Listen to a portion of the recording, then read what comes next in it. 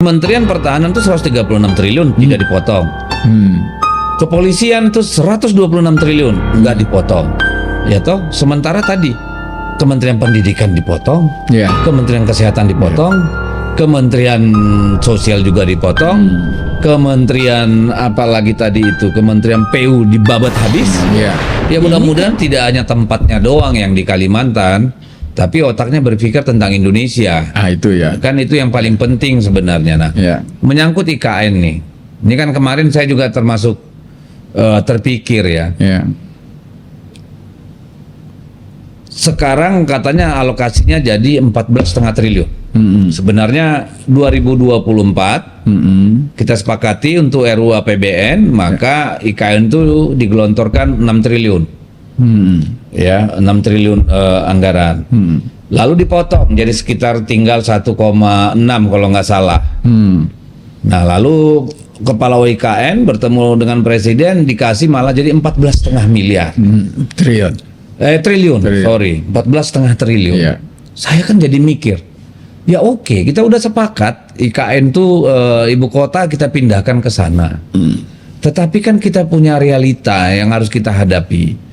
Defisit anggaran yang luar biasa besar. Untuk tahun ini 610 triliun lebih. Ya, yang tidak tahu harus dari mana ngambilnya. Luar ya, IMF, World Bank tidak kasih utang ke kita. Kan gitu nih. Lalu terjadilah pemotongan pemangkasan anggaran. Dilakukan pemangkasan anggaran, tetapi pos-pos yang dipotong itu banyak yang sebenarnya justru menjadi stimulus ekonomi kita.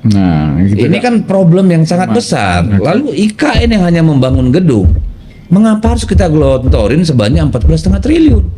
Karena kalau menurut saya harusnya katakanlah 6 triliun, 3 triliun juga cukup. Dia kan berfungsi dulu. Saya kasih contoh waktu kita debat di ILC, Putrajaya itu tahun keempatnya itu baru 300 orang yang berkantor di sana. Tahun kelima naik jadi 3.000. Ini katanya sudah siap sudah siap diserah terimakan dan operasional. Nah, presiden kan nggak mungkin berkantor di sana kalau seluruh kabinetnya belum pindah. Kan gitu. Kalau nggak kan bolak-balik ongkos juga gitu kan.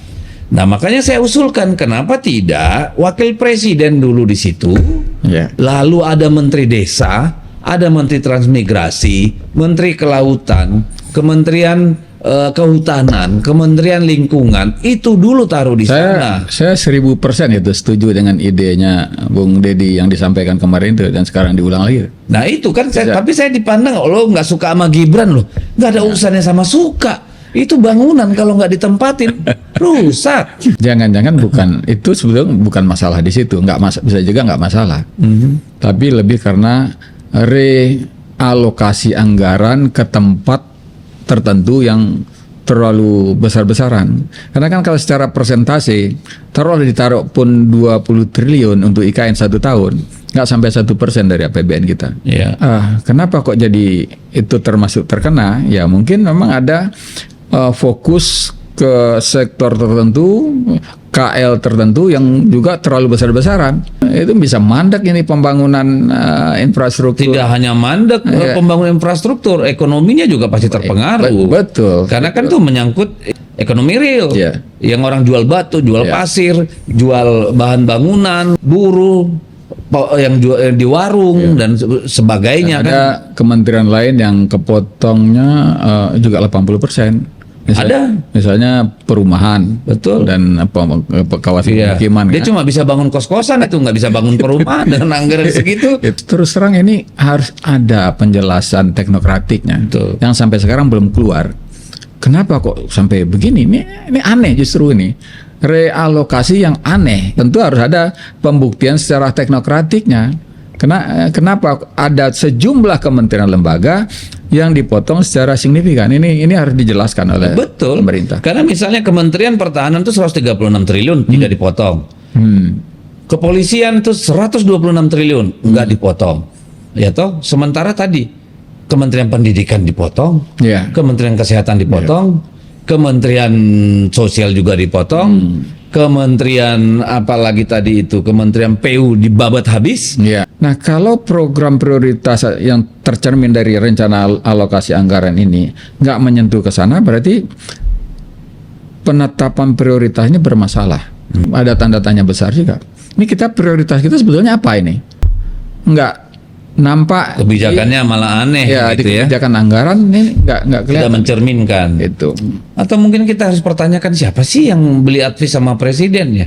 Karena tahu akhirnya kan ditunda. Ya, politik itu tuh kita bicara pertanyakan siapa sih ya? Iya. Nah, kalau secara teknokratik ini prosesnya seperti apa? Betul. Kok prosesnya Ya, menyalahi? mungkin prosesnya politik tadi. Ya itu dia kan.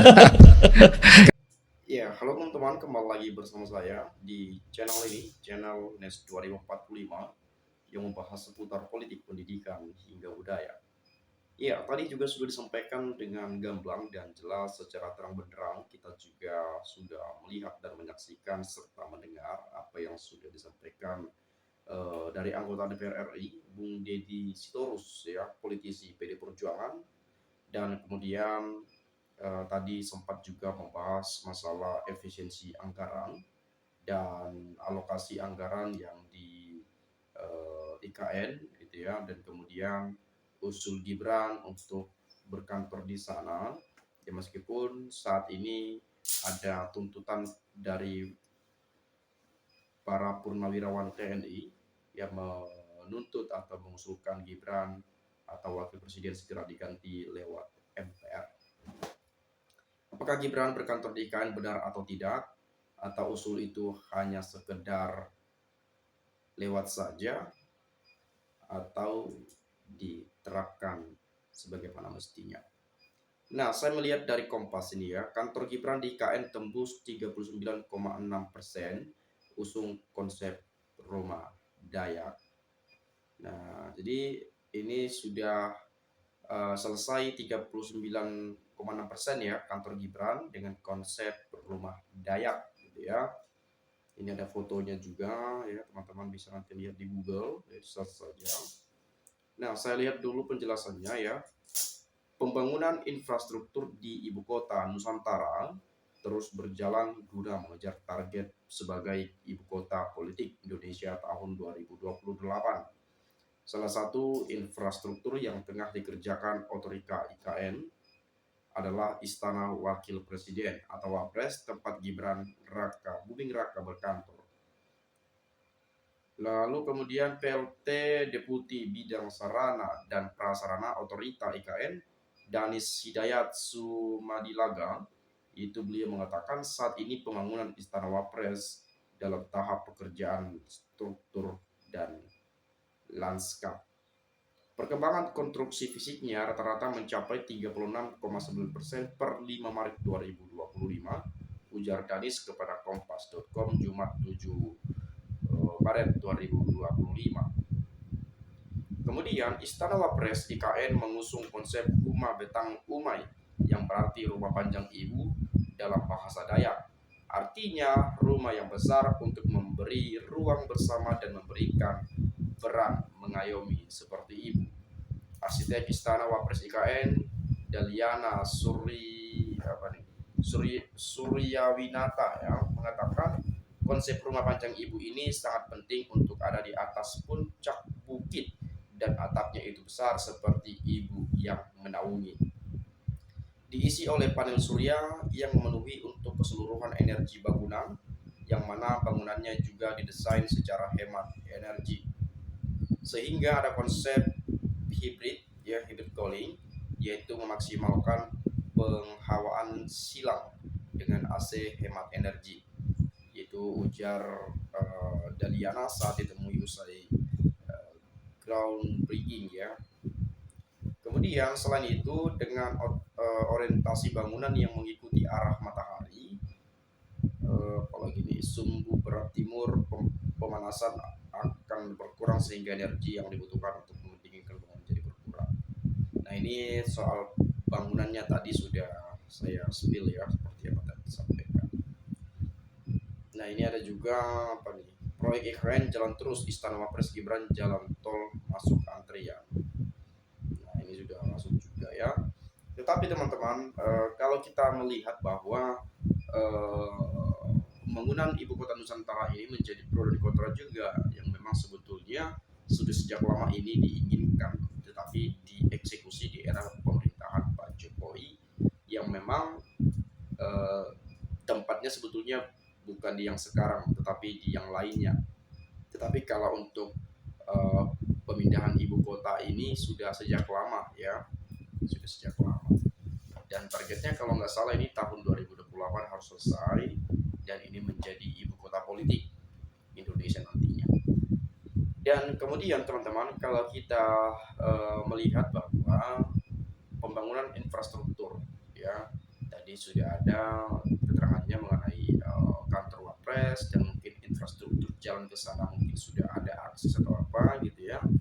Lalu kemudian yang menjadi pertanyaannya, apakah ini bisa selesai sampai target yang ditentukan? Urgensinya bagaimana gitu ya?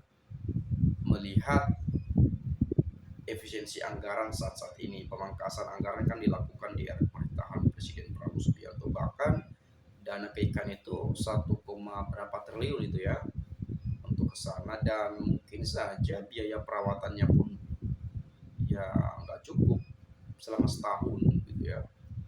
Tapi kita nggak tahu juga, barangkali sudah dipikirkan dengan matang, ya mungkin dicukup-cukupkanlah, dan juga tidak terlalu memaksakan sesuatu hal yang semestinya belum bisa dipaksakan, karena melihat kondisi keuangan negara kita sedang tidak baik-baik saja teman-teman ya.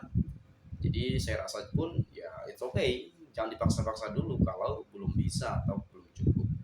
Biarlah sementara ini anggaran untuk biaya perawatannya saja, lalu nanti kalau keadaan atau kondisi APBN kita sudah baik-baik saja, sudah stabil dan sudah bagus, ya baru dikeluarkan lagi anggarannya gitu ya. Tetapi memang yang menjadi pertanyaannya adalah, kenapa harus menggunakan APBN juga? Bukankah ucapan Jokowi pada saat itu dia menyebutkan bahwa banyak investor yang tertarik untuk berinvestasi, dan banyak investor asing yang masuk berinvestasi dan lain seterusnya. Tetapi kenapa masih menggunakan dana APBN? Di mana investor itu yang pernah disebutkan, yang ratusan itu, yang puluhan itu? Di mana investor itu yang disebutkan itu? Nah, kali ini yang menjadi pertanyaan kita, dan ini yang menjadi kritik juga dari para pengamat politik dan mungkin para ilmuwan atau apa ya, pakar ekonomi ya, atau pakar-pakar terkait pembangunan atau apapun itu, yang kali ini yang sering sekali diperdebatkan juga. Dan makanya ada usul DPR, ya Gibran kantor di sana saja, daripada anggaran masih dikeluarkan tetapi tidak ada yang penghuninya di sana, gak ada yang ngurus atau gak ada yang menempati. Yang mending ya Wapres saja yang berkantor di sana dengan mengurus beberapa kementerian, kurang lebih seperti itu ya. Mungkin teman-teman punya pendapat lain, nanti boleh silahkan sampaikan pendapat Anda di komentar pada video ini. Sekali lagi itu saja saya ucapkan terima kasih, salam inspirasi, salam NKRI, harga mati.